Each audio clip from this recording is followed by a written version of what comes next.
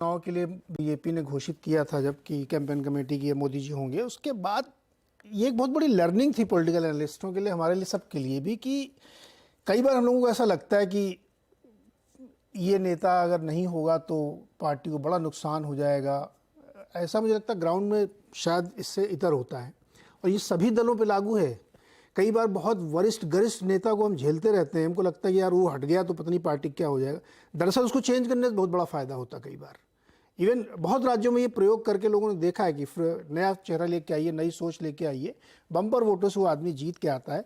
लेकिन चूंकि एक मेंटल ब्लॉक होता है कि अरे कैसे चेंज करें, वो कुछ मर्यादा सीमाएं भी होती हैं। जी 10 सेकंड। जिस समय वसुंधरा राजे सब बहुत छोटा था। किया गया था, वाजपेयी सरकार के समय में प्रधानमंत्री को मुख्यमंत्री का उम्मीदवार और मध्य प्रदेश में उमा भारती को घोषित किया गया था। उस समय प्रचंड विरोध हुआ था वसुंधरा राजे का, वहां के सीनियर्स के द्वारा काफी विरोध हुआ था। लेकिन वसुंधरा राजे के नाम को मुख्यमंत्री के रूप में घोषित करके उनको तमाम वो चीजें दी गई, उसके बाद वो चीजें हुई। तो कई बार जो हम देखते हैं, जो बात आप कह रहे थे, वो जो एक्चुअली लोगों के मानस में होता है वो थोड़ा अलग होता है। नहीं, मैंने किसी एक एनालिस्ट को सुना था, उन्होंने कहा कि लॉ ऑफ डिमिनिशिंग लागू होता है, तो वो पॉलिटिक्स में भी लागू होता है सब जगह। लेकिन अब विजय जी के पास चलते तुरंत। अब हम लोग मध्य प्रदेश चर्चा करेंगे। विजय जी, मध्य प्रदेश में कमल या कमलनाथ? जी देखिए, दो चीज में जोड़ दूं जो संजय जी ने बात की। एक तो आज की तारीख जो है ना, भारतीय जनता पार्टी के लिए बहुत महत्वपूर्ण तारीख है आज की। हाँ। आज 25 सितंबर। 25 सितंबर 1990 को 33 साल पहले जो लाल कृष्ण आडवाणी ने राम रथ यात्रा शुरू की थी सोमनाथ से, और उसके प्रभारी थे नरेंद्र मोदी। उस समय वो गुजरात राज्य के महासचिव थे पार्टी के। ठीक है, 600 गांवों में उन्होंने प्रवास यात्रा भी करवाई थी, और उससे पूरी भारतीय जनता पार्टी की राजनीति में बदलाव आया। मध्य प्रदेश पर आता हूँ। दूसरा, ये राजस्थान में भैरव सिंह शेखावत का शताब्दी वर्ष है, जन्मशती। ठीक है, तो भैरव सिंह जो आपने लॉ डिमिनिशिंग की बात की, उसमें यही है कि भैरव सिंह जी पार्टी के सबसे बड़े नेता रहे वसुंधरा जी से पहले। लेकिन भैरव सिंह जी के रहते हुए भारतीय जनता पार्टी को कभी बहुमत नहीं मिला, और उनके खिलाफ पार्टी ने एक बड़ा फैसला किया। मतलब उनके खिलाफ नहीं, उनके रहते हुए वसुंधरा जी को नेतृत्व दिया गया, और वसुंधरा जी भैरव सिंह जी के रहते हुए पहली बार भारतीय जनता पार्टी स्पष्ट बहुमत के साथ आई। तो ये जो आप बात कर रहे थे, उस तर्क पर ये बात खरी उतरती है। उत्तर प्रदेश का हमने जिक्र किया ही है, त्रिपुरा का किया ही है संजय जी ने। अब बात मध्य प्रदेश की। मध्य प्रदेश में प्रधानमंत्री तो कर ही रहे हैं काम। शिवराज जी ने पिछले दिनों, जो अभय जी ने जिस तरह से बात की, कि वो कॉपी करके तमाम तरह की योजनाएं कर रहे हैं, और कमलनाथ के मुकाबले में कमल को खड़ा करने की कोशिश कर रहे हैं। लेकिन मुझे अब भी लगता है, पार्टी की मध्य प्रदेश के लोगों से मेरी लगातार बात होती है, वहाँ थोड़ा मुश्किल में है शिवराज जी, कि भारतीय जनता पार्टी के लिए बड़ा मुश्किल हो रहा है।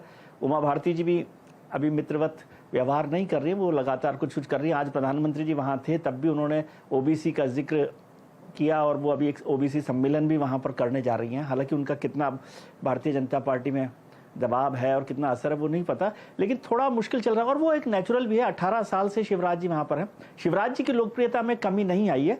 मुझे किसी ने बताया, पार्टी के एक बड़े नेता ने, कि करीब करीब 1.5 दर्जन मंत्री हारने वाले हैं, ये शिवराज जी को कहा गया है पार्टी ने, और बताया गया कि आप इनको रिप्लेस कर दीजिए।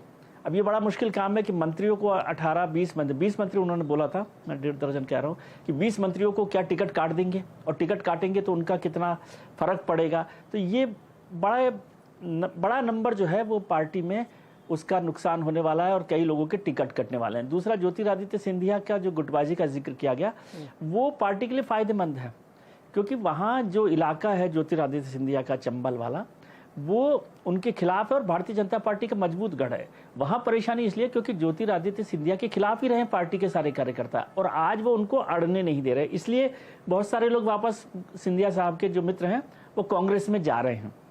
तो उससे पार्टी का कोई बड़ा नुकसान वहां होने वाला नहीं है। और वहां के एक मजबूत नेता तोमर साहब हैं, जो एग्रीकल्चर मिनिस्टर हैं। तो ओवरऑल उस तरह से संकट है थोड़ा सा, कि पार्टी के अंदर संकट है। दूसरा, सरकार के खिलाफ जो एंटी इनकम्बेंसी लगातार बढ़ी है, उसे शिवराज जी ने कोशिश की है। लेकिन मैं इसको भी एक मैसेज मानता हूं कि जब आज प्रधानमंत्री जी की रैली में शिवराज जी की बजाय इस बात का जिक्र हुआ कि एमपी के मन में मोदी और मोदी के मन में एमपी।